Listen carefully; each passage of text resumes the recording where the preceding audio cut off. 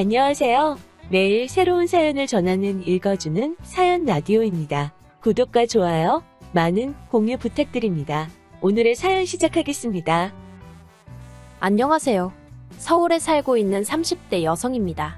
제 이야기로는 글을 써본 적이 없어서 어떻게 시작해야 할지 모르겠네요. 두서가 없겠지만 그래도 한번 들어주세요. 처음 남편과 만나게 된 건 평소에 친하게 지내던 언니 때문이었어요. 미국에서 유학 생활을 했던 언니는 1.5세 교포인 저희 남편과는 대학 동문이었다대요. 한국에 놀러온 남편의 가이드 역할을 자처했던 언니가 회사 일로 자리를 비우게 되면서 얼떨결에 제가 남편 서울 구경을 돕게 되었고요. 소개팅으로 만난 사이도 아니라서 남편에겐 큰 관심을 두진 않았어요. 하지만 한국에 친인척은커녕 친구 하나 없다는 남편이 괜히 안쓰러워서 오지랖에 그만 거의 일주일 가까이 남편을 데리고 이리저리 다니며 서울 구경을 시켜줬네요. 사실 미국에서 보낸 시간이 30년 가까이 된다고 했는데 남편은 제 예상과는 달리 한국말도 잘했고 입맛도 저랑 비슷해서 같이 보내는 시간이 싫지는 않았거든요. 남편도 저와 비슷한 마음이었던 건지 이후로 저희는 급속도로 가까워지게 되었습니다.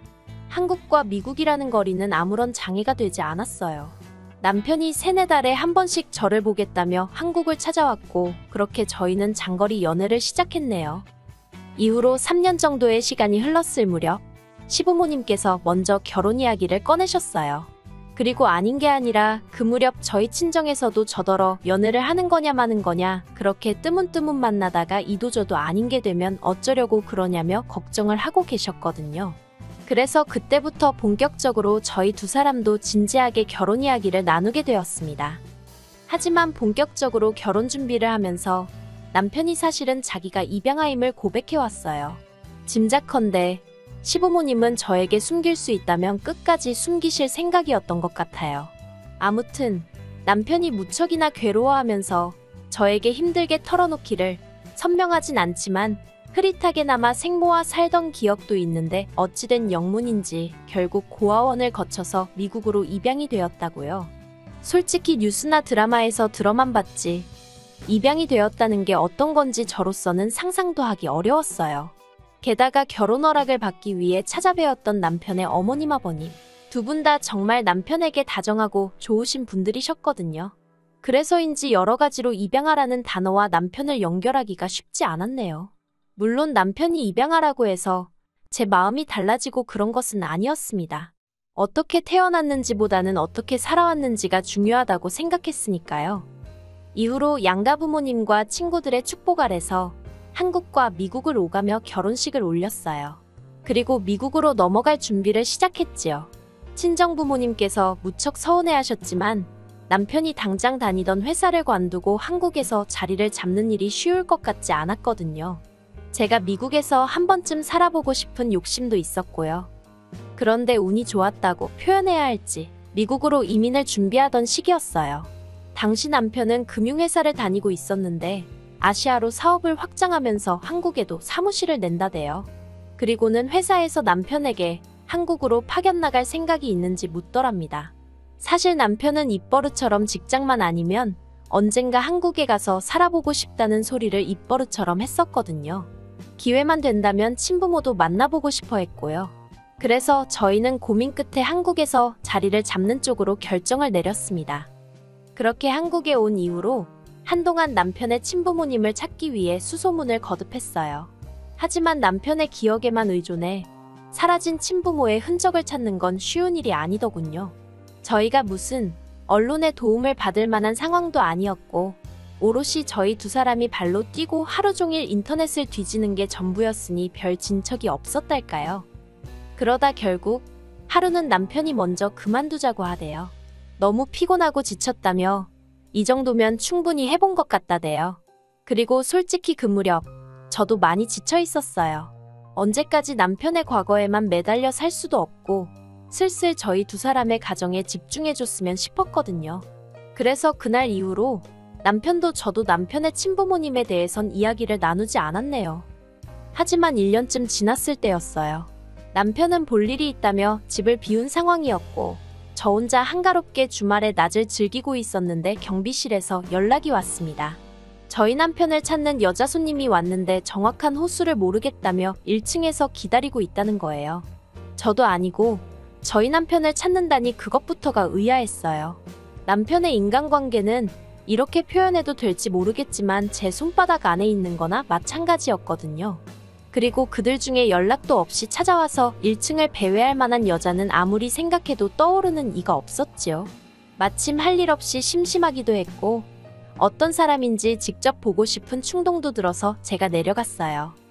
그런데 1층에 내려가 보니 저희 친정어머니보다 조금 젊으신 듯한 어떤 여자분이 계셨습니다. 그리고는 저는 한눈에 그분이 저희가 찾던 남편의 생모라는 걸 알아챘네요. 그냥 뭐라고 해야 할까요? 남편하고 눈빛도 그렇고 이목구비도 그렇고 너무 닮아있대요. 그리고 남편의 생모는 생모대로 자기를 보고 놀라는 저 때문에 당황한 눈치였어요. 남편이 얼마나 생모를 그리워하고 보고 싶어 했는지 알았기에 그대로 보낼 수는 없겠더군요. 그렇다고 다짜고짜 집으로 들일 수도 없었으니 가까운 카페로 자리를 옮겼습니다. 어떻게 말문을 열어야 할지 어색해서 이러지도 저러지도 못하고 있는데 생모가 먼저 당신 아들, 그러니까 저희 남편과 제가 무슨 사이냐고 묻더라고요. 그래서 와이프라고 대답했습니다. 그러자 언제 결혼한 거냐며 자기는 몰랐다는 거예요. 이때만 해도 저는 생모가 무슨 소리를 하는 건가 싶었어요. 이제껏 연락이 닿지 않았으니 모르는 게 당연하잖아요. 그런데 대화를 나눠보니까 뭔가 이상했습니다. 생모가 저희 남편에 대해서 이것저것 아는 게 많더라고요. 그래서 언제부터 연락을 주고받았냐고 물으니 한 1년 정도 되었다는 거예요. 그 소리를 들었을 땐 머리를 망치로 한 대 맞은 듯 했어요. 어이가 없었거든요. 갑자기 생모 찾기를 그만하자고 한 사람은 남편이었는데 그 시기가 생모와 연락을 주고받기 시작한 시기였으니까요. 그리고 그날 저는 남편과 전에 없이 크게 싸웠습니다. 남편에게 생모를 찾은 걸 왜 속인 거며 왜 결혼했단 사실도 그쪽에 알리지 않은 거냐고 속상하고 서운한 마음에 제가 화를 많이 냈어요. 하지만 남편이 말하기를 막상 생모를 찾고 나니까 자기 마음이 복잡하더래요. 보고 싶었던 건지 눈물도 많이 나왔고 한편으론 원망스럽기도 했고 그런데 생모는 생모대로 뭐가 그렇게 반가운지 아는 체를 하고 가까워지려고 하고 그게 너무 부담스럽더랍니다. 그래서 자기 나름대로 거리를 두고 피하는 중이었는데 이렇게 찾아오기까지 할 줄은 몰랐다고요. 그런 이야기를 듣고 나니까 저도 저대로 그 생모라는 분을 어떻게 대해야 할지 감이 안 오더라고요. 잘해드려야 하는 건지 아니면 남편을 키워주신 어머님을 생각해서라도 매몰차게 대해야 하는 건지. 하지만 그와 관계없이 생모는 거침없이 적극적으로 저희 부부에게 다가왔습니다. 처음엔 그래도 나쁘진 않았어요. 연락 없이 불쑥 찾아오긴 했어도 과일이라던가 쌀이라던가 뭘 꼭 들고 나타났거든요. 문제는 가지고 오는 것들 중 뭐 하나 괜찮은 상태가 없긴 했지만요. 그래도 저는 그런 생모의 행동이 남편에 대한 미안함을 당신 식대로 표현하는구나 싶었어요. 그리고 남편은 남편대로 이제라도 생모가 자기를 챙긴다 싶었는지 싫지 않은 눈치였달까요. 그러다 그런 생모에게 부담을 넘어서 불편함을 느끼게 된 건 생모의 일방적인 교류가 시작된 지 반년이 좀 지났을 무렵이었어요. 그날도 생모가 연락도 없이 저희 집에 찾아왔는데 제가 퇴근이 늦어지면서 생모가 저희 집 앞에서 좀 기다리게 되었거든요. 사실 일전에도 이런 비슷한 일이 있었고 일이 그때 분명히 남편과 저는 맞벌이니까 특히나 평일에는 미리 연락을 하고 오시라 말씀드렸습니다. 하지만 이렇게 또 막무가내로 오셔서는 퇴근이 늦어지는 저를 탓하시는 거예요. 그런데 왜 유난히 매사가 신경을 거스르는 날이 있잖아요. 그날이 저에겐 딱 그랬네요. 하루 종일 상사한테 깨지고 업무에 시달리다가 집에 왔는데 제가 잘못하지도 않은 일로 싫은 소리를 들으려니 순간 저도 짜증이 나더라고요. 솔직히 금요일 저녁이라고 하면 없던 야근이나 회식이 생기기도 허다한 날인데 하필 그런 날 별 용건도 없이 오셔서는. 그래서 평소라면 죄송하다던가 나름대로 너스레를 떨어서라도 생모 기분을 맞춰주려 들었을 텐데 그날만큼은 별다른 대꾸를 하지 않았습니다. 그랬더니 생모가 마치 건수라도 하나 잡았다 싶었는지 그걸 남편한테 이야기하면서 눈물을 보이더군요. 그리고는 당신이 평소에 저희랑 가까워지고 싶어서 얼마나 노력을 했는데 며느리인 제가 조금도 마음의 문을 열지 않는다나요? 막말로 앞뒤 다 잘라먹고 훌쩍거리는 꼴을 보자 하니 그나마 있던 정도 뚝 떨어지대요. 그런데 그게 다가 아니었습니다. 솔직히 아무리 생모가 혼자 생쇼를 해대도 남편이 저를 믿고 제 이야기를 들어주려 했으면 제가 이렇게까지 가슴에 응어리가 맺히진 않았을 거예요. 하지만 남편은 따로 이야기 좀 하자더니 저더러 생모 입장을 좀 헤아려 달랍니다. 제가 좋건 싫건 간에 생모는 자기에겐 하나뿐인 핏줄이라면서요.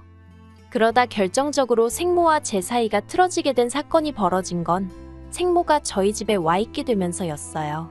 당시 생모는 저희 집에서 차로는 2시간 정도 걸리는 곳에서 혼자 살고 있었습니다.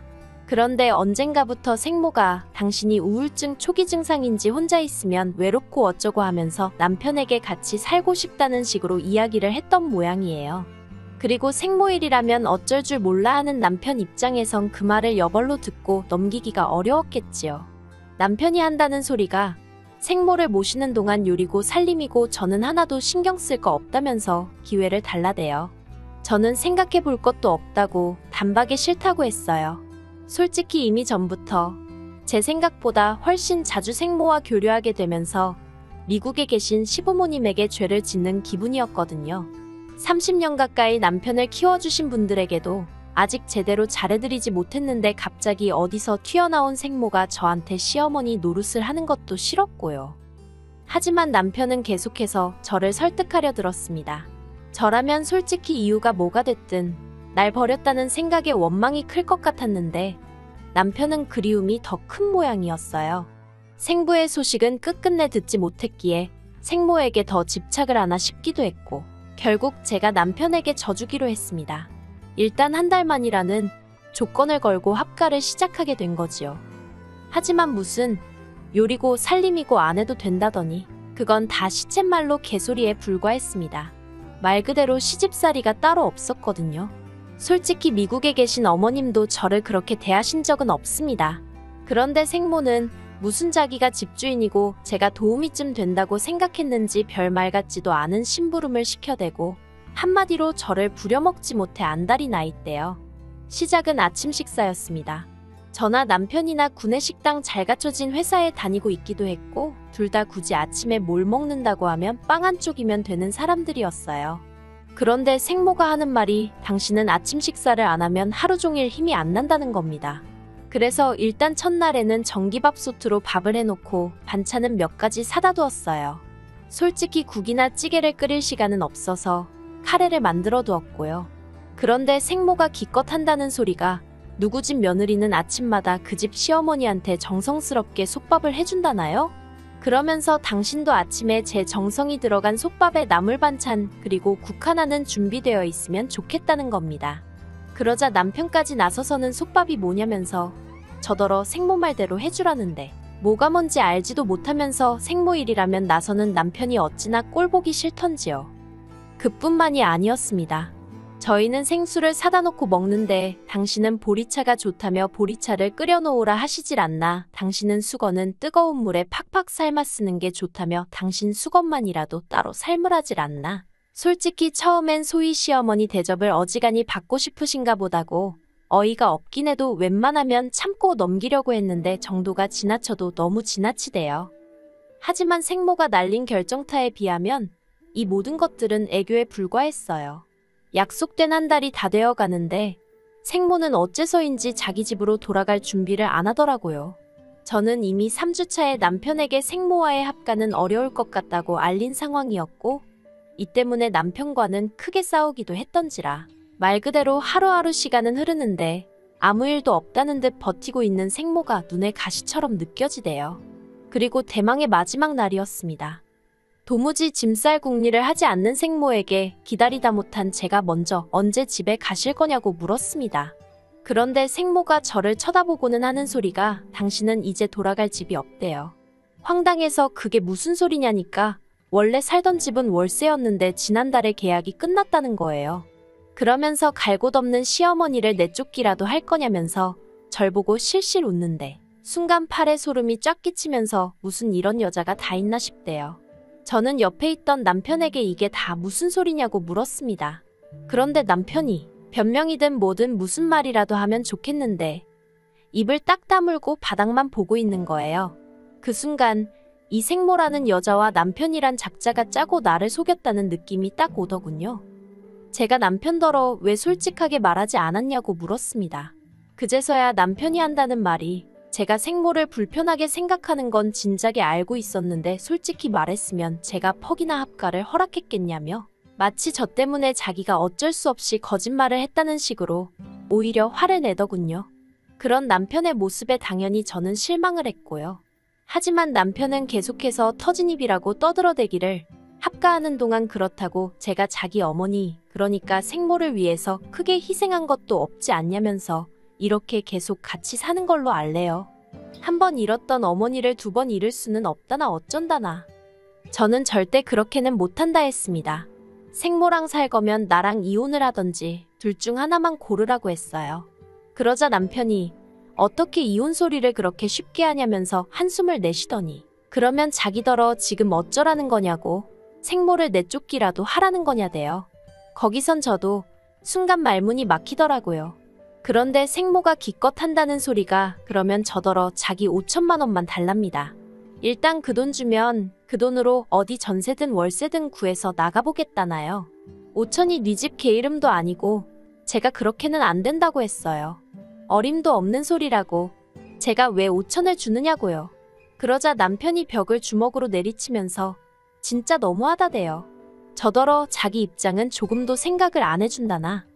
돌이켜 생각해보면 저에게 쉽게 큰 소리 낸 적 없던 남자였어요. 저를 보기 위해 14시간이 넘는 거리를 비행기를 타고 오갈 정도로 지극정성이었지요. 그런데 생모라는 사람이 나타난 이후로 남편은 예전 같지 않았고 저는 그 생모를 시어머니로 받아들이지 못한 게 화근인 듯 했습니다. 무엇보다 벽을 내리치는 남편의 폭력적인 모습과 어떻게든 당신 유리한 쪽으로 상황을 이끌어가려는 이기적인 생모를 보면서 어쩌면 남편에 대해서 내가 모르는 게 아직 많은가 보다. 그리고 피는 못 속인다는 말이 머릿속을 스치더라고요. 그래서 남편에게 더는 안 되겠다고 일단은 이 집에서 나가달라 했습니다. 미국인인 남편이 대출을 받기도 어렵고 그래서 제가 일단 마련한 제 집이라서 그런 말도 할 수 있었던 거지요. 비자다 신분이다 뭐다 해서 혼인신고부터 하나하나 일처리가 복잡했는데 그때만큼은 그런 복잡한 행정제도에 감사하단 소리가 절로 나오대요. 그렇게 생모와 남편이 집을 나섰고 저는 혼자 거실에 앉아 한동안 넋이 나가 있었습니다. 그리고 어느 정도 마음이 진정된 후에는 친정과 미국에 있는 시댁에 전화해 상황을 알렸어요.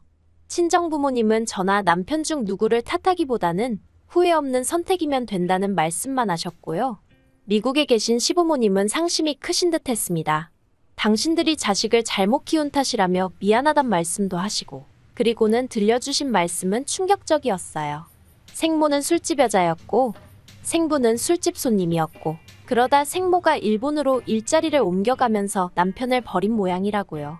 그 이야기까지 듣고 나니까 사랑이 남아있었다면 남편이 불쌍했겠지만 이미 정이 떨어질 대로 떨어진 상황이었어서인지 솔직히 이렇게 지금이라도 헤어져서 잘 됐다 싶더라니까요. 이후로 저는 남편과 살던 집을 팔았고 회사 근처에 오피스텔을 구해 지내고 있습니다. 남편 소식은 잘 모르겠어요. 하지만 우연히 신문에서 읽었는데 남편 회사가 한국 사무실을 닫는 모양이더라고요. 그러면 남편은 미국으로 다시 넘어가게 될 텐데 생모는 어쩌려나 잠깐이나마 궁금하긴 하대요. 하지만 뭐 알고 싶은 건 아닙니다. 애시당초 제 인생에 없었으면 좋았을 사람들이니까 다시 얽히는 일이 없도록 조심해야겠다는 생각뿐이거든요. 워낙 한국이고 미국이고 동네방네 다 알리고 결혼을 했던지라 솔직히 서류상으로나 깨끗하지 저를 아는 사람들은 전부 다 제가 이혼녀라고 생각해요. 저도 제 자신이 이혼녀라고 생각하고요. 그래서 당분간은 누구를 만나고 그러고 싶지 않습니다. 그저 이런 힘든 상황도 헤쳐나갈 수 있도록 늘 제 옆에서 힘이 되어주신 부모님께 감사한 마음을 갖고 그분들과 행복한 하루하루를 꾸려나갈 생각이에요. 그렇게 살다 보면 또 활짝 웃을 수 있는 날이 올 거라 믿으면서요. 긴 이야기 들어주셔서 감사합니다. 오늘의 사연은 여기까지입니다. 구독과 좋아요, 알람 설정해주시면 앞으로 더 좋은 사연으로 찾아오겠습니다.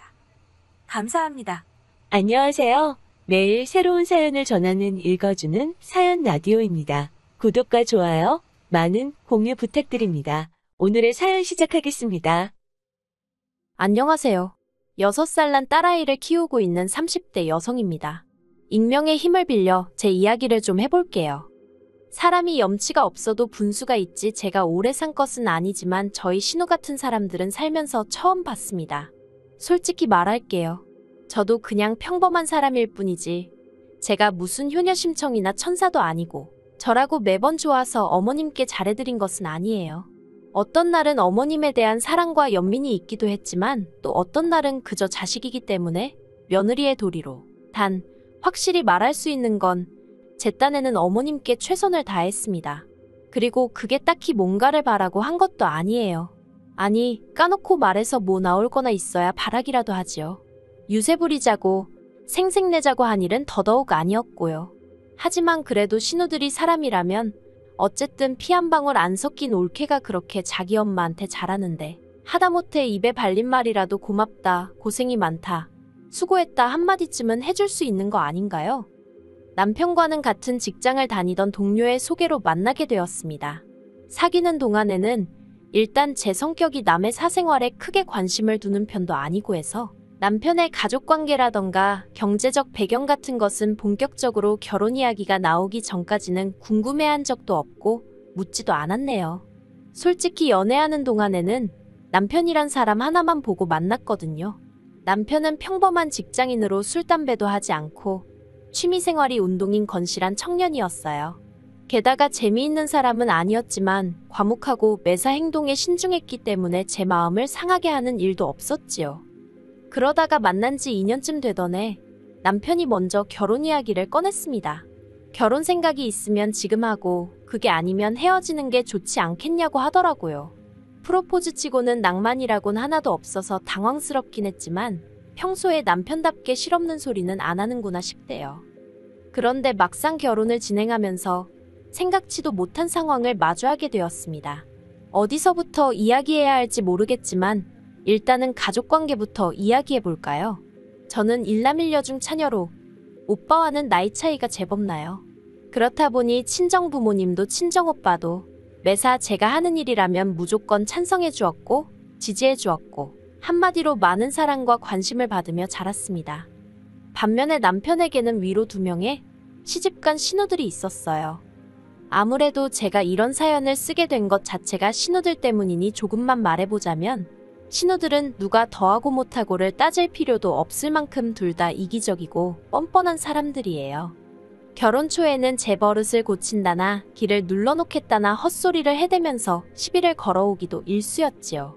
하지만 저라고 성격이 없는 편도 아니고 그런 신우들의 헛짓거리에 노란하지 않았네요. 그리고 사실 2명의 신우들보다 저를 더 난처하게 했던 건 바로 혼자이신 어머님이셨거든요.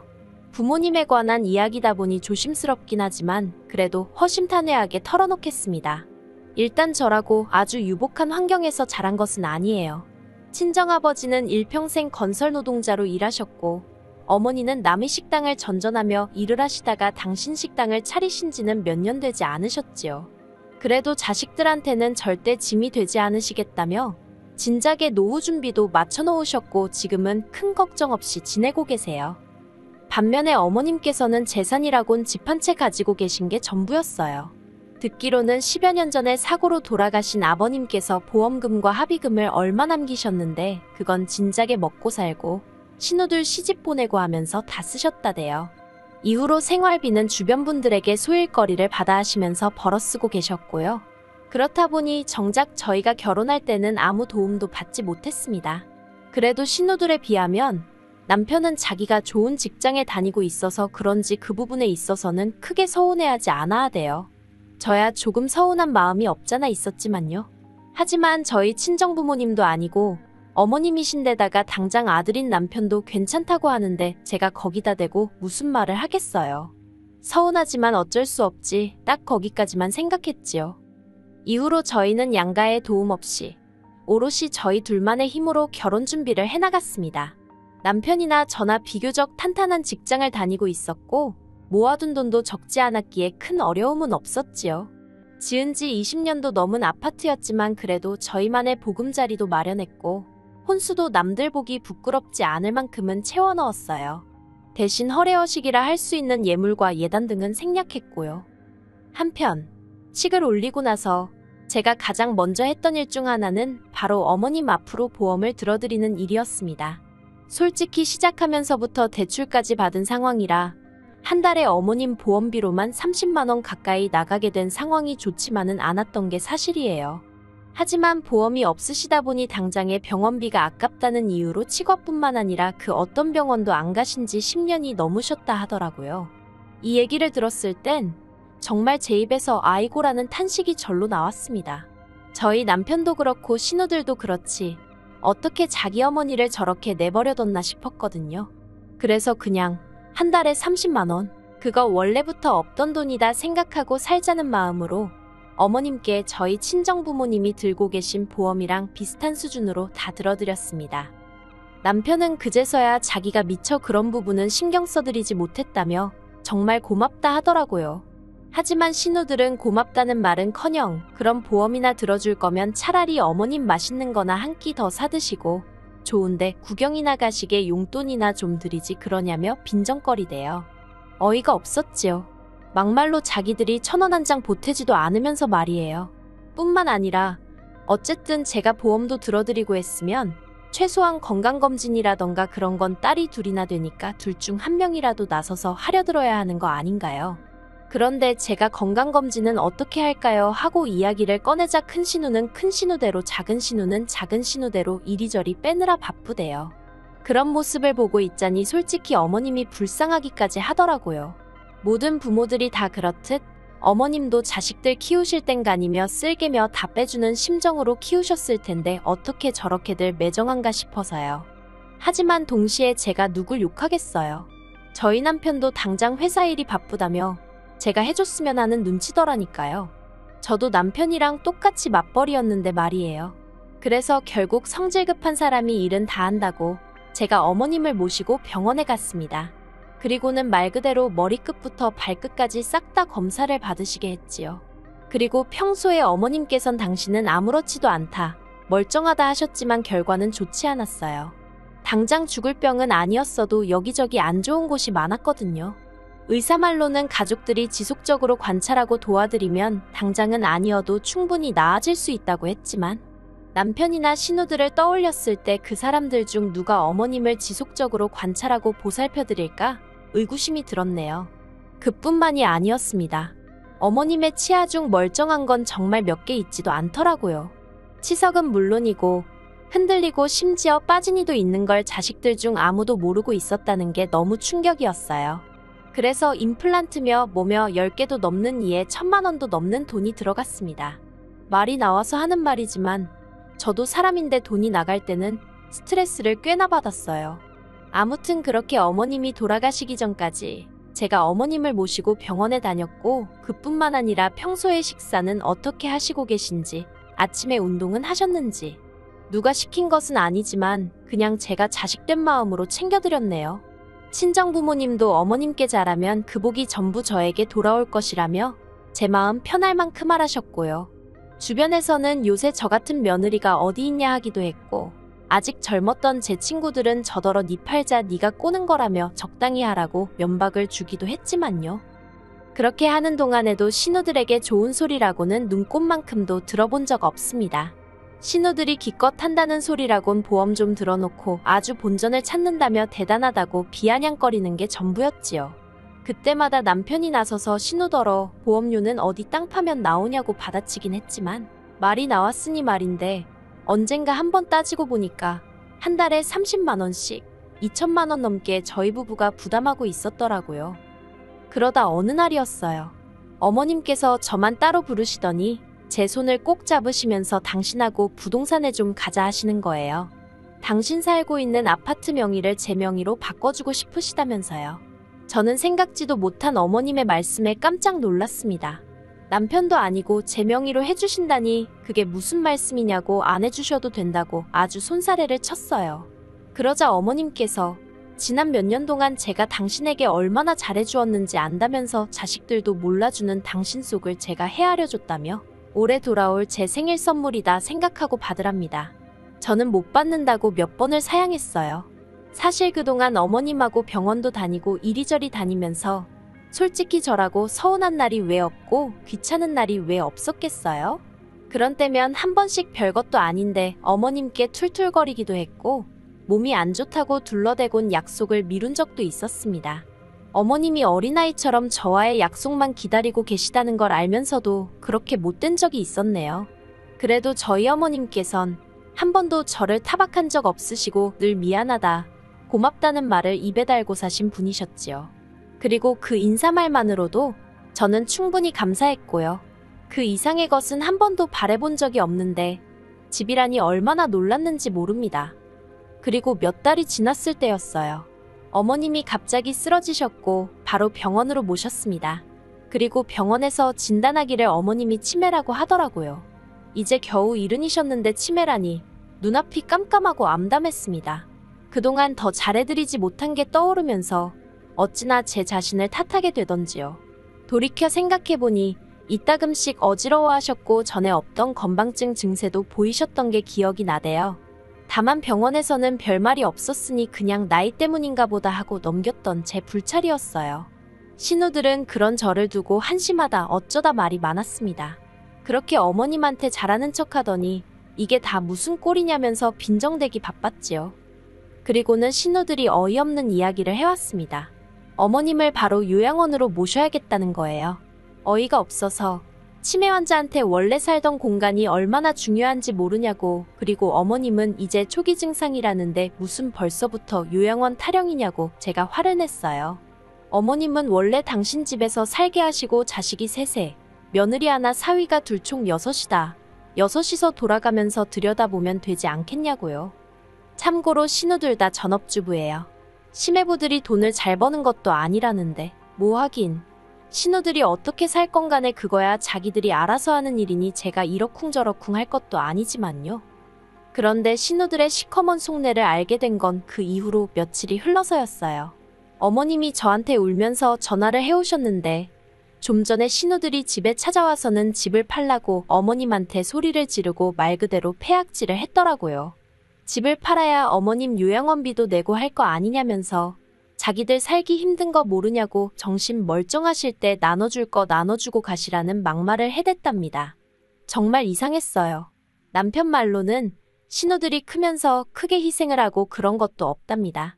실제로 저희 신우들 둘 다 대학물 먹었고 시집 갈 때 어머님이 돈도 제법 해주셨어요. 물론 신우들이야 당사자들이니까 남편하고는 또 다르게 생각하고 있었을지도 모르지만 그래도 어머님이 시조카들도 키우다시피 해주셨는데 아무튼 저로서는 이해할 수가 없었네요. 어머님께서는 당신은 요양원에 가기 싫다고 저한테 우시고 그렇다고 저라고 어머님을 모시고 살자니 옆에서 챙겨드리고 사는 거랑 같이 사는 건 완전히 다른 이야기잖아요. 이러지도 못하고 저러지도 못하고 저도 난처하더라고요. 하지만 수화기 너머로 계속해서 어린아이처럼 우는 어머님의 목소리를 듣고 있자니 어찌나 마음이 불편하고 괴롭던지 결국 듣다 못한 제가 그럼 저랑 살자고 해버렸습니다. 그랬더니 어머님이 대뜸 그것도 싫대요. 왜 저랑 사냐면서 그저 당신이 바라는 건 죽는 날까지 당신 집에서 살다 가는 거라나요. 이후로 신우들은 어머님과는 완전히 연을 끄는 사람들 마냥 명절이고 어머님 생신이고 코빼기도 비추는 법이 없었어요. 어머님은 그런 신우들에 대해서 별다른 말씀은 안 하셨지만 자식된 입장에서 저나 남편은 마음이 참 안 좋았지요. 그래서 신우들에게 연락도 해보았지만 신우들은 그럴 때마다 나 몰라 하기 일쑤였어요. 없이 사는 자식들한테 돈 한 푼 줄 생각 없는 어머니가 무슨 어머니냐는 막말을 퍼붓기도 했고요.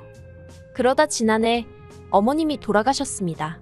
치매는 굉장히 천천히 진행되고 있었기 때문에 어머님은 계속해서 당신 집에서 지내고 계셨는데 돌아가시게 된 건 심근경색이라는 생각지도 못한 이유였어요. 저희는 어머님의 치매가 시작되면서 어머님 댁 근처에 아파트로 이사를 했고 이후로 아침마다 남편과 제가 번갈아 가면서 어머님 댁에 들려 안부를 물었거든요. 그런데 그날은 남편이 말하기를 뭔가 느낌이 좋지 않더래요. 평소와는 달리 초인종을 눌러도 반응이 없고, 그래서 남편이 비밀번호를 누르고 들어가 보니 어머님이 침대에서 주무시듯 세상을 떠나신 걸 알게 되었다고요. 예상보다 너무 일렀던 이별 때문에 몹시 슬펐고 그렇게 경황 없이 어머님 장례를 치렀습니다. 하지만 그런 와중에도 신우들은 뭐가 그리 급한지 어머님 명의로 된 아파트를 빨리 정리를 하지 못해 안달이대요. 신우들은 자식들이 전부 다 동의를 해야 집을 처분할 수 있다면서 힘들어하는 저희를 하루가 멀다 하고 불러내고 연락하고 괴롭혀댔지요. 솔직히 사람이 맞나 싶더라니까요. 그런데 알고 보니 어머님 명의로 되어 있던 줄 알았던 집은 진작에 팔린 상황이었어요. 어머님은 그 집에서 월세로 거주하고 계셨더라고요. 도대체 언제 이런 일이 있었던 건가? 저도 도무지 알 수가 없었는데 신우들은 다짜고짜 저를 의심하며 돈을 어디로 빼돌렸냐고 악을 쓰대요. 어이가 없었지요. 제가 뭐 거짓말을 했거나 정말 신우들 말대로 어머님 재산을 빼돌리기라도 했으면 어떻게든 덮어보려고 거짓말이라도 했겠지만 한 게 없는데 무슨 변명을 하고 거짓말을 할 수 있었겠어요. 신우들은 저를 콩밥을 먹이네 어쩌네 난리도 아니었지만 저는 솔직히 뭐라고 짓거리든 귀에 들어오지 않았습니다.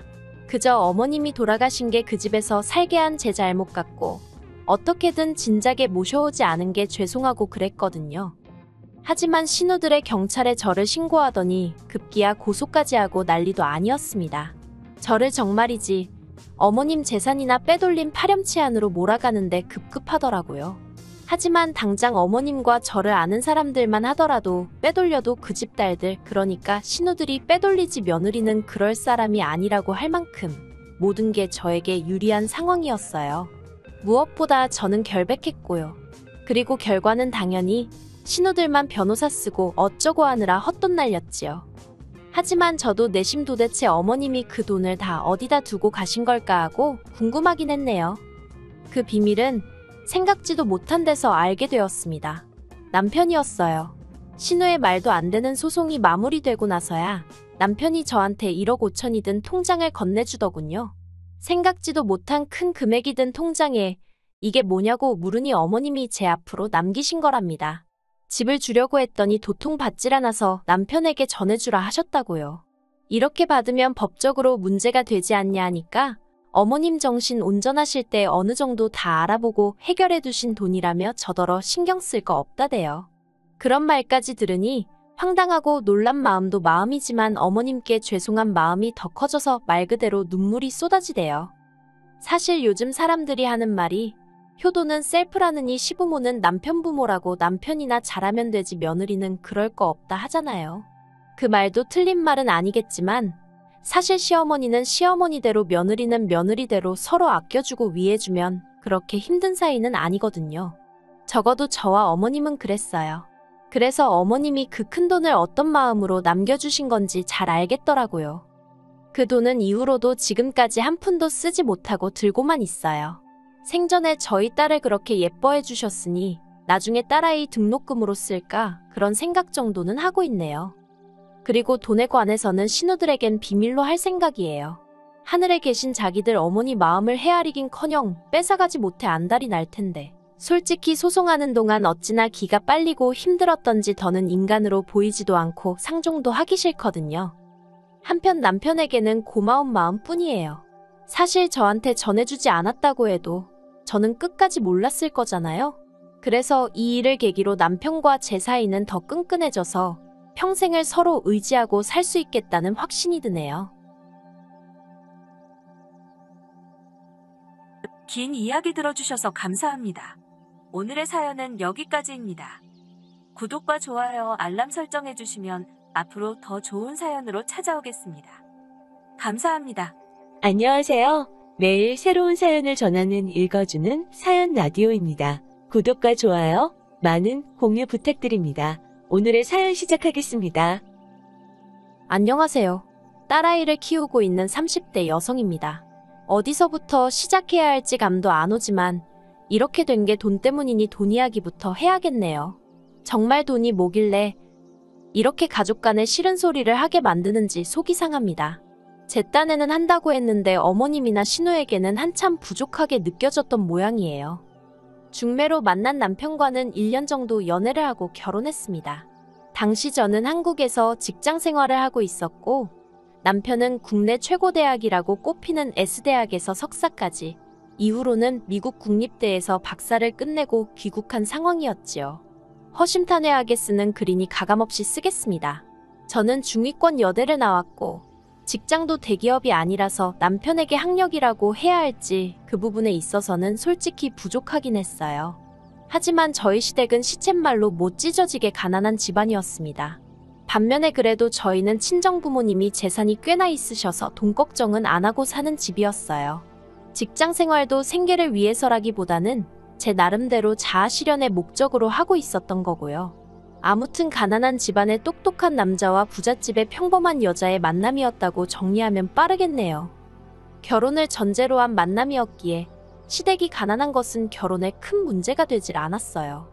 물론 친정어머니는 개천에서 난 용을 만나면 개천에 같이 끌려 들어가는 세상이라며 좀 더 생각해봤으면 하는 눈치셨지만 어린 시절 가난으로 배움의 뜻을 이루지 못한 친정아버지는 평생 수제 소리를 듣고 자란 교수가 목표라는 사윗감을 어지간히 마음에 들어 하셨지요. 그래서 남편 쪽에서 준비하기 어려운 조건들, 예를 들어 신혼집이라던가 자동차 같은 거 전부 저희 친정에서 해주셨어요. 일단 아파트 같은 경우 20평대이긴 했어도 대출 없이 세금까지 아버지가 전부 다 내주셨고요. 자동차 역시 이름난 세단으로 한 대 뽑아주셨습니다. 그게 다가 아닙니다. 솔직히 농사짓는 시부모님께 과하다 싶은 모피에 명품백도 예단으로 해드렸고 신혼여행비에 아무튼 까놓고 말해서 돈 들어가는 건 다 해주셨어요. 그리고 이 정도면 사실 저희 부모님 입장에서는 사위인 저희 남편이나 시부모님께 생색을 내실 수도 있잖아요. 하지만 오히려 친정어머니께선 시부모님이 이런 일방적인 상황에서 부담을 느끼시진 않을지 걱정하시며 순전히 당신이 원해서 하는 일이니 오해하지 마시라는 배려 넘치는 말씀도 덧붙이셨습니다. 신우는 이런 저희 어머니의 행동을 언젠가 저에게 위선이고 가식이라며 악다구니를 써댔지만요. 아무튼 이렇게 말하고 보니까 정말이지 저희 남편은 저한테 몸만 장가왔네요.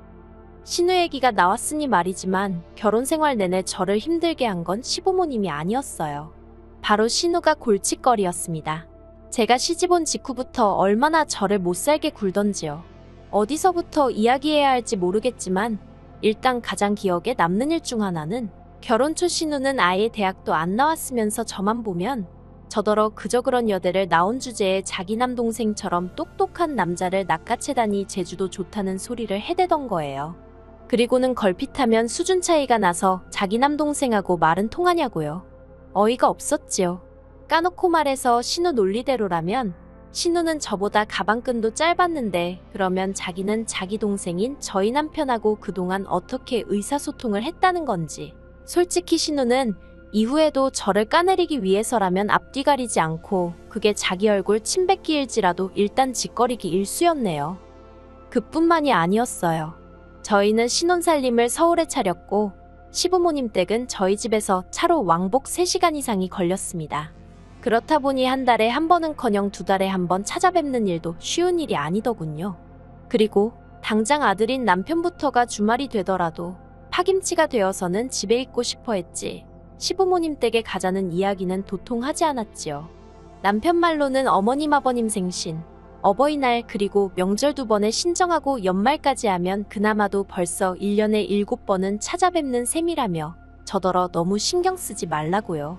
하지만 신우의 생각은 남편과는 많이 달랐습니다. 신우는 시부모님에 대한 효심만 있으면 왕복 3시간이 아니라 10시간이라도 매주 들여다볼 수 있는 거라며 남편이 피곤해하면 저라도 오면 될 것 아니냐고 역성을 내대요. 그리고는 신우가 한다는 소리가 어머님이 저희 남편을 저렇게 키우느라 얼마나 고생을 했는지 아냐면서 그 수고를 며느리인 제가 알아들이는 게 도리랍니다. 뿐만 아니라 앞으로 어머님 아버님께 용돈이라도 넉넉히 보내라는데 이미 당시에 한 달에 50만 원씩 보내고 있는 걸 뻔히 알면서 어떻게 저런 소리를 하지 싶더라고요. 그래서 형님은 어머님이 그렇게 키워주셔서 아무것도 안 하냐고 한마디 했는데 멍청한 건 답도 없다더니 제가 무슨 뜻으로 하는 말인지도 못 알아듣대요. 말이 나와서 말이지만 솔직히 결혼할 때부터 시댁이 경제적으로 유복하지 않다는 건 알고 있었고 그렇기에 웬만하면 어머님 아버님이나 신우 앞에서는 물론이고 하다못해 남편 앞에서도 돈의 디귿자도 꺼내지 않았습니다. 그런데 결혼한 지 6개월 만에 남편 앞으로 아직 갚아야 할 학자금 대출이 남아있다는 사실을 알게 되었어요. 은행에 다녀온 남편의 표정이 너무 어두워서 무슨 일이냐고 캐물으니 그제서야 털어놓더라고요. 원래는 어머님이 남편 장가가기 전에 그 빚만큼은 정리해 주시겠다 하셨었대요. 그런데 알고 보니까 신우가 갑자기 시집을 가게 되면서 어머님 아버님이 모아두셨던 목돈이 전부 그쪽으로 들어가게 되었다나요. 처음 이 이야기를 듣고는 어찌나 속상하고 답답하던지 그래서 친정어머니께 푸념하듯 이러한 상황임을 말씀드렸습니다. 결단코 어떤 도움이나 뭔가 바라는 바가 있었던 건 아니고요. 그런데 친정부모님께서는 사위도 자식이나 마찬가지라며 당신들이 갚아주겠노라 하시는 거예요. 하지만 제가 거절했어요. 이제 정말로 독립된 가정을 꾸렸으니 최대한 저희 힘으로 빚도 갚고 자리를 잡고 싶었거든요. 물론 친정부모님이 초반에 큰 도움을 주셨으니 그런 목표를 세울 수 있었던 거지만요. 아무튼 그런 일들이 몇 번이고 반복되다 보니 저도 사람인지라 시부모님이나 신우와 잘 지내고 싶었던 결혼 초의 마음은 온데간데 없어지고 적당히 거리를 두고 살게 되대요.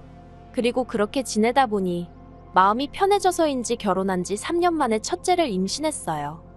그런데 문제는 제가 임신한 타이밍이었습니다. 앞서 말씀드렸다시피 신우는 저희 부부보다 먼저 결혼을 했는데 그 결혼에는 말 못할 사연이 있었거든요. 신우가 심해부와 결혼을 하게 된 건 혼전 임신 때문입니다. 그런데 심해부 쪽에서는 사귄 지 얼마 되지 않았고 조건도 맞지 않는다며 신우더러 애를 지우라고 했다대요. 그런 소리를 듣고 가만히 있을 부모가 몇이나 되겠어요? 저희 어머님 역시 그 길로 심해부 집에 쫓아가서는 남의 딸 인생을 시쳇말로 조져놓을 셈이냐고 아주 깽판을 치고 오셨다고요. 그런데 문제는 어머님이 신우배가 불러오기 전에 식을 올려야 한다고 서두른 탓에 결혼 이야기가 나오고 한 달도 되지 않아 번갯불에 콩 구워 먹듯 식을 올리고 혼인신고까지 했는데 신우가 유산을 한 거지요. 그러니 심해부 쪽에서 원망이 어마어마했답니다. 조금 더 지켜보고 시켜도 됐을걸. 저희 어머님 때문에 일을 그르쳤다고요. 그리고 그 이후로 신우가 임신을 간절히 바래왔다고 들었어요. 유산으로 인해 자기 시댁으로부터 제대로 사람 대접도 못 받고 있던 상황이었으니까요. 그리고 마침내 신우가 임신에 성공했는데 제가 정확히 2주 후에 똑같이 임신 소식을 알린 거지요. 신우가 아주 노발대발 난리도 아니었습니다. 임신한 자기가 그렇게 부러웠냐면서 따라할 게 따로 있지 어떻게 임신을 따라하냐고요. 그런데 웃긴 건 제가 임신 사실을 알게 된 게 신우보다 늦었을 뿐이지 개월수로는 더 빨랐거든요. 즉, 제가 신우보다 빨리 임신을 했던 거지요. 하지만 신우한테 설명을 해도 뭐 들을 생각을 안 하대요. 그리고 솔직히 신우의 그런 반응은 별로 신경도 쓰지 않았어요. 오히려 어머님이 저를 더 마음 아프게 하셨거든요. 어머님께서 하신다는 말씀이 왜 하필 지금이냐며 저더러 분위기 파악 좀 하지 그랬냐대요. 이미 한 임신이야 어쩔 수 없지만 그 소식을 꼭 지금 이 타이밍에 알렸어야 했냐고요. 황당하고 서럽고 어이가 없더군요. 막말로 다른 집 며느리들은 임신했다고 하면 어머님 아버님이 수고했다고 돈도 주고 선물도 사주고 그런다던데 저는 축하한다 소리도 제대로 못 들은 거예요. 솔직히 신우가 저에게 자격지심을 갖고 있다는 건 진작부터 눈치채고 있었어요. 하지만 적어도 어머님이 집안의 어른으로서 어느 정도 중립을 지켜주셨으면 큰 소리 날 일은 없을 거라 생각했습니다. 그래서 때때로 말도 안 되는 억지를 쓰는 신우의 편을 들고 계신 어머님을 보더라도 어머님 나름대로 집안의 평화를 지키기 위해 저러시는 거라고 이해하려 했지요. 하지만 제가 무슨 돌을 얼마나 닦은 사람도 아니고 결국 그날 일을 계기로 저도 가슴에 응어리가 맺히더군요. 그래서 그때부터 출산까지 시댁과 거리를 두고 지냈습니다. 원래도 어느 정도 거리는 유지하고 지냈지만 이후로는 임신 내내 명절이고 어머님 아버님 생신이고 한 번도 찾아뵙지 않았어요. 솔직히 마음이 편치만은 않았지만 보나마나 시댁에 가면 좋은 소리 못 들을게 뻔했고 그럼 제가 받게 될 스트레스가 전부 어디로 갔겠어요? 제 뱃속의 아이를 지키기 위해서라도 어쩔 수 없는 선택이었네요. 그리고 그 덕분에 저는 10달 꼬박 채우고 건강한 딸아이를 출산할 수 있었지요. 한편 딸아이를 출산한 이후로 저는 남편과 상의 끝에 다니던 회사를 관뒀습니다.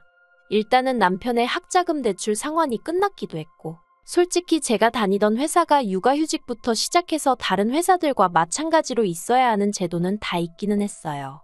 그런데 그거 다 쓰고 돌아온다 치면 제 자리가 남아있을 거란 보장은 없었지요. 설령 남아있다고 해도 그 자리에서 얼마나 제가 버틸 수 있을지도 알 수 없는 노릇이었고요. 그래서 그런 회사에 아득바득 일을 갈고 버티고 있을 바엔 차라리 육아에 힘을 쓰는 쪽으로 결론을 내렸습니다. 그리고 이후로 저는 저대로 아이 키우는 재미에 푹 빠져 지냈어요. 다만 출산 이후로는 이래저래 핑곗거리가 더는 없어서 남편과 함께 딸을 데리고 아버님 생신을 비롯해 지난 추석과 설의 시댁에 내려갔다 왔지요. 그리고 가족이 원래 그런 건지 싫든 좋든 어쨌든 어머님과 신우를 다시 만나게 되니까 이런저런 말도 한마디씩 나누게 되고 그러다 보니 사이가 좀 나아지는 듯 했어요. 아니, 적어도 저는 그렇게 착각을 했네요. 그러다 지난 2월이었습니다. 어머님 생신이라서 남편과 함께 딸을 데리고 시댁에 내려가게 되었지요. 하지만 솔직히 가고 싶지 않았어요. 어머님은 시시때때로 저 몰래 말도 안 되는 음식을 아이한테 주셔서 제가 그 부분에 몹시 민감한 상황이었거든요. 그리고 결국 일이 터지고 말았습니다. 도대체 제 딸한테 뭘 주신 건지 애가 설사를 하고 난리가 난 거지요. 그런데 보아하니 저희 딸만 그런 게 아니라 신혼의 딸도 설사를 하더라고요. 참다 못한 저희 남편이 어머님더러 뭘 준 거냐 따지니까 그제서야 하시는 말씀이 꿀을 주셨답니다. 애들이 우니까 간식은 줘야겠는데 마땅히 달달한 게 없어서 급한 대로 꿀을 좀 줬다고요. 그리고 그 소리를 들으니 일전에 병원에서 아이한테 절대로 꿀은 주지 말라고 신신당부를 했던 게 생각이 퍼뜩 나더라고요. 그래서 바로 남편 차로 저희 애랑 신혼의 애를 데리고 병원으로 향했습니다. 다행히 병원에 도착해 검사를 받았고 일단은 입원을 하라는 의사 말에 따라 저희 애도 신혼의 애도 입원 수속을 밟았어요. 그런데 병실이 다인실밖에 남아있질 않더라고요. 그래서 혹시 1인실이나 2인실은 없냐고 물었습니다. 하지만 병원에서 하는 말이 일단은 대기하고 있으면 순서대로 옮겨준다대요. 상황이 어느 정도 정리가 된 후에 이 소식을 친정부모님께도 알렸어요. 그런데 친정부모님께서 얼마나 놀라셨던 건지 그 먼 거리를 한달음에 내려오셨더라고요. 그리고는 하시는 말씀이 서울에 아는 분에게 말해서 소아병원 1인실을 잡아놨다며 거기로 저희 딸을 옮기라시대요. 의사도 하는 말이 급한 처치는 끝났으니 애가 잠들었을 때 서울로 올라가는 것도 괜찮답니다. 그래서 저는 신우에게 일단 우리는 먼저 서울로 올라간다 했어요. 입원도 거기서 다시 시킬 거라고요. 그런데 그때였어요. 신우가 저더러 정말 경우가 없어도 이렇게 없냐면서 소리를 빽 지르는 거예요. 그리고는 한다는 소리가 아까 지나가면서 저랑 저희 친정어머니가 하는 얘기 다 들었다며 지금 서울에 있는 소아병원 1인실로 혼자 내빼는 거 아니냐며 저한테 따지고 들대요. 제가 무슨 말을 그렇게 하냐고? 신우야, 어차피 이 근처에 살지만 우리는 원래 서울에 사니까 서울이 더 편해서 그렇다고 조근조근 설명을 했습니다. 그런데 신우는 그게 중요한 게 아니라 자기 애는 이렇게 사람들로 바글바글한 곳에 두고 저희 애만 1인실로 옮기는 게 괘씸하단 거예요. 그리고 그때 저는 정말 솔직히 말해서 시조카가 아프니 신우 눈에 뵈는 게 없나 보다 생각했어요. 저도 엄마니 신우의 그 마음을 아예 이해 못할 것도 아니었고요. 그래서 친정어머니께 혹시 그 병실에 1인실 하나 더 없는지 물어봐달라 했는데 친정어머니께서 당신도 어렵게 부탁한 거라며 그건 좀 어렵겠다고 말씀하시더라고요. 그래서 신우한테는 고지곳대로 전하지는 못하고 그냥 없단다고 전했습니다. 그러자 신우가 한다는 말이 정말 가관도 아니었어요. 그러면 자기가 저보다 윗사람이니까 애들도 자기 애가 더 윗사람인 거라며 자기 애가 먼저 그 1인실을 써야겠다나요? 어처구니가 없어서 신우더러 그게 무슨 말도 안 되는 소리냐 했습니다. 그리고는 아픈 애들 두고 지금 형님이랑 말씨름하고 싶지 않다고 시조카 간호나 하시라고 쏘아붙였네요. 그리고는 저희 딸을 추스려 차로 데려가는데 어느새 뒤쫓아 나온 신우와 어머님께서 저와 친정어머니더러 돈 몇 푼 가지고 사람 무시하는 것도 분수가 있다며 적당히 하라는 거 아니겠어요? 아픈 애가 둘이면 병실도 2개를 잡아오던가 그게 아니면 먼저 윗사람한테 물어보는 게 경우라면서 돈만 있지 매너가 없답니다. 솔직히 저한테만 막말을 퍼부었다면 저 얼마든지 참았을 거예요. 그런데 애먼 저희 친정어머니한테까지 그리고 솔직히 저희 친정이 돈 많은데 어머님이건 신우건 뭐 10원짜리 하나 보태준 것도 아니잖아요. 그래서 제가 신우더러 그쪽 모녀는 돈도 없고 매너도 없으니 참 안 됐다고 받아쳐버렸어요. 그러자 이번엔 신우가 저더러 저것 보라며 이제서야 본색을 드러낸다고 악을 쓰길래 네 딸이 아니라 네가 입원을 해야겠다고 가서 약이나 처먹으라고 해버렸네요. 그리고 그때였습니다. 저희 남편이 저와 저희 친정어머니더러 그만 상대하고 차에 타라더니 어머님한테 가서 화를 내더라고요. 가뜩이나 장인 장모님 뵐 때마다 염치가 없고 죄송스러운데 이렇게까지 자기 얼굴에 똥칠을 해야겠냐면서요. 그리고는 신우한테도 한다는 말이 누나 못난 건 누나 탓이지 내 와이프 탓이 아니라며 이러니 매형이 누나라면 진저리를 치는 거라고 스스로 좀 돌아보라고 아주 냉정하게 말 한마디 한마디 내뱉더라니까요. 그리고는 진심으로 저와 저희 친정부모님께 사과할 때까지는 서로 영 끊고 살자며 뒤도 안 돌아보고 차로 오대요. 친정부모님께선 남편더러 그래도 낳아주고 길러주신 부모님께 말을 그렇게 하면 못 쓴다고 당신들은 괜찮으니 나중에 사돈어른들께 죄송하다 말씀드리라 한마디 하셨습니다. 그런데 남편의 태도는 너무나 단호했어요. 이번에 확실히 정리하지 않으면 계속해서 제가 당하게 될 거라며 믿고 맡겨달라 하대요. 그리고 그런 남편의 모습에 친정아버지가 친정어머니더러 더는 아무 말 하지 말고 사위가 알아서 하게 냅두라 하셨지요. 그리고 다행이라고 해야 할지 애석하다고 해야 할지 지금까지도 신우고 어머님이고 둘 중 그 누구도 저나 저희 친정어머니께 사과하지 않았어요. 저는 그래도 용돈이라던가 하던 도리는 해야 하지 않나 싶었지만 남편이 그마저도 못하게 해서 아무것도 해드리지 않고 있는데 솔직히 저로서는 불편한 건 하나도 없고요. 그저 신경 쓰이는 게 있다면 남편의 기분 정도랄까요. 하지만 제가 나서는 일은 없을 거예요. 결혼 시작부터 그날까지도 저는 제가 할 수 있는 최선을 다했기에 그 어떤 후회도 없거든요. 앞으로는 그저 남편과 제 딸 그리고 저희가 이만큼 살 수 있게 도와주신 친정부모님만을 바라보며 가정을 꾸려나갈 생각입니다. 긴 이야기 들어주셔서 감사합니다. 오늘의 사연은 여기까지입니다. 구독과 좋아요, 알람 설정해주시면 앞으로 더 좋은 사연으로 찾아오겠습니다. 감사합니다.